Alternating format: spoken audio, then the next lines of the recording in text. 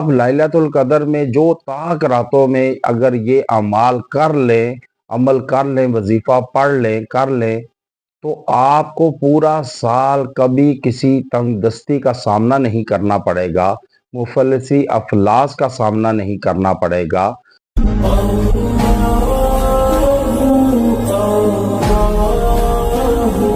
نحمد نصلی علی رسولہ الکریم واما بعد فاعوذ باللہ من الشیطان الرجیم بسم اللہ الرحمن الرحیم۔ رمضان المبارک اب تقریباً ختم ہونے کو ہے اور آخری عشرہ چل رہا ہے۔ اب آخری عشرے میں طاق راتوں کی عبادت کا ثواب کیسے حاصل کیا جائے اور کیسی فضیلت ہے اس پر، طاق راتوں کی اس عشرے پر اور اس رمضان کے مہینے پر، کیونکہ اس عشرے میں اکثر لوگ خریداری میں ایسے مگن ہوتے ہیں کہ انسان کو عبادت کا ہوش نہیں رہتا اور اتنا قیمتی مہینہ رمضان المبارک کا گزار دیتے ہیں، اس کی اکت کو سمجھ نہیں سکتے، اس کی ویلیو کو سمجھ نہیں سکتے۔ اب جیسے انبیاء علیہ الصلوۃ والسلام تمام نبی حضور اکرم سمیت سب نبیوں کو اللہ تعالیٰ نے بھیجا، اور ان سب نبیوں میں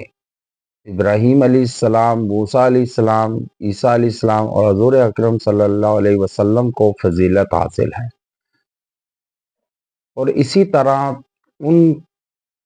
میں حضور اکرم صلی اللہ علیہ وسلم کو فضیلت حاصل ہوئی افضل کی، تو اسی طرح پھر صحابہ کرام میں فضیلت حاصل ہوئی، پھر خلفائے راشدین کو 4 خلفائے راشدین ان میں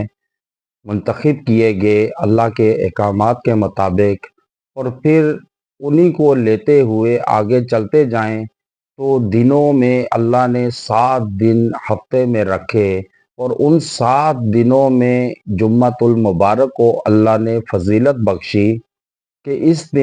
ان دنوں کے سردار قرار دیا گیا اس کو، کہ اس میں آپ جس طرح عبادت کریں گے تو اس کا اجر و ثواب بھی زیادہ پائیں گے۔ اب دنوں میں جیسے جمعۃ المبارک کی فضیلت کو افضل کیا گیا، اسی طرح مہینوں میں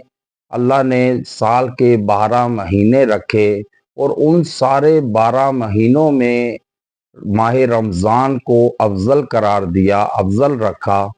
اور اسی ماہ رمضان میں 3 عشرے آتے ہیں، اور 3 عشروں میں آخری عشرے کو فضیلت حاصل ہے کہ اس لاسٹ عشرے میں آپ کو طاق راتوں میں ليلۃ القدر کا ثواب رکھ دیا گیا۔ اب جیسے آپ دیکھتے ہیں کہ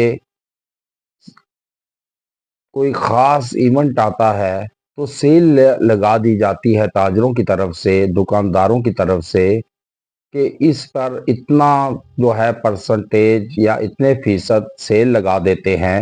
اور پھر اس سے ہر غریب عام شخص لطف اندوز ہوتا ہے، خریداری کر سکتا ہے۔ اسی طرح 12 مہینوں میں اللہ رمضان المبارک میں سیل لگا دیتا ہے نیکیوں کی، کہ اس میں نیکیاں حاصل کی جاتی ہیں، زیادہ سے زیادہ کم نیکیاں کریں تو زیادہ اس کا اجر و ثواب ملتا ہے۔ اسی طرح آپ جیسے حرام میں، مسجد الحرام میں اگر ایک نماز پڑھتے ہیں 1 لاکھ نمازوں کا ثواب ملتا ہے۔ اسی طرح مختلف مساجد میں آپ دیکھیں کہ دنیا میں جتنی بھی جگہ ہیں ان سب میں مسجد کو افضل قرار دیا گیا، مسجد کو افضل رکھا گیا، اور پھر انہی مسجدوں میں آپ دیکھیں تو مسجد اقصی، مسجد نبوی اور مسجد حرام کو فضیلت حاصل ہے۔ پھر ان ساری مسجدوں میں مسجد حرام کو فضیلت حاصل ہے کہ جہاں ایک نماز ادا کریں تو 1 لاکھ نمازوں کا ثواب ملتا ہے۔ اب علماء کرام یہاں لکھتے ہیں کہ جیسے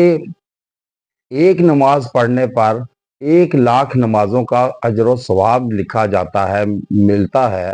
اسی طرح اگر وہاں کوئی گناہ کیا جائے تو اس گناہ کو بھی اسی طرح دیکھا جائے گا، پرکھا جائے گا، اور اسی طرح اس کو جو ہے گناہ ملیں گے اضافہ ہو کر۔ اب ایک گناہ کرے گا تو 1,00,000 گناہ اس کے لکھے جائیں گے۔ اب اسی طرح آپ دیکھتے جائے لیلۃ القدر ایک مختص نہیں کی، اس میں طاق راتوں میں رکھ دیا گیا تاکہ کوئی ایک شب بھی اگر کسی سے چھوٹ جائے تو اس سے یہ نہ ہو کہ مجھ سے یہ جو امید ہے وہ امید ٹوٹ نہ جائے اس کی کہ یہ دن مس ہو گیا، بلکہ وہ اگلی طاق رات میں عبادت کر کے اس کو حاصل کر لے۔ اب لیلۃ القدر میں آپ کو ایسا خاص وظیفہ دیتا ہوں کہ آپ لیلۃ القدر میں جو طاق راتوں میں اگر یہ اعمال کر لیں، عمل کر لیں، وظیفہ پڑھ لیں، کر لیں، تو آپ کو پورا سال کبھی کسی تنگ دستی کا سامنا نہیں کرنا پڑے گا، مفلسی افلاس کا سامنا نہیں کرنا پڑے گا، اولاد نہیں ہوتی ان کو ایسا سامنا نہیں کرنا پڑے گا، ان کی اولاد ہوگی انشاءاللہ، اور جن بچوں کی شادی نہیں ہوتی، اگر ان طاق راتوں میں عبادت کریں، نوافل ادا کریں، عبادت کریں، اللہ سے توبہ طائب کریں اور عبادت کر کے ثواب حاصل کریں، دعاؤں کا اہتمام کریں اور یہ وظیفہ پڑھیں، تو انشاءاللہ تعالی ان کی اولاد بھی ہوگی، ان کی شادی بھی ہوگی، اور جن کا کاروبار نہیں، روزگار نہیں، اور انشاءاللہ تعالی ان کو روزگار بھی ملے گا۔ اب وہ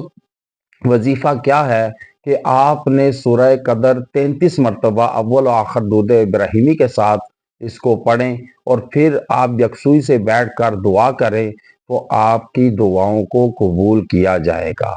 یہ طاق راتوں کو آپ ضائع نہ کریں، یہ موقع بار بار نہیں ملتے۔